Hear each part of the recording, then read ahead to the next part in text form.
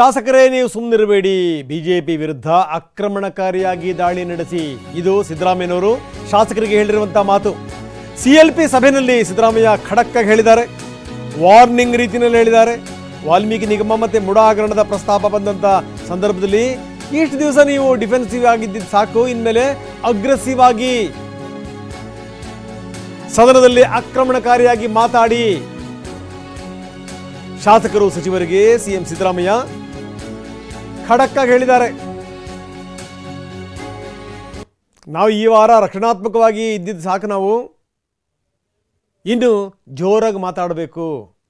ಇಲ್ಲ ಅಂತಂತಂದರೆ ಇವ್ರು ಹೇಳೋದೆಲ್ಲವೂ ಕೂಡ ಸತ್ಯ ಅನ್ನಂಗಾಗ್ಬಿಡುತ್ತೆ. ಹಾಗಾಗಿ ಅಲ್ಲಲ್ಲೇ ತಿರುಗೇಟನ್ನು ಕೊಡಿ ಅನ್ನುವಂಥ ಮಾತನ್ನು ಹೇಳಿದ್ದಾರೆ. ಅಷ್ಟು ಮಾತ್ರ ಅಲ್ಲ, HD ಕುಮಾರಸ್ವಾಮಿ, BL ಸಂತೋಷ್ ಮತ್ತು ಪ್ರಹ್ಲಾದ್ ಜೋಶಿ ಇವರೆಲ್ಲ ಸೇರಿಕೊಂಡು ನನ್ನ ವಿರುದ್ಧ ಷಡ್ಯಂತ್ರ ನಡೆಸ್ತಾ ಇದ್ದಾರೆ.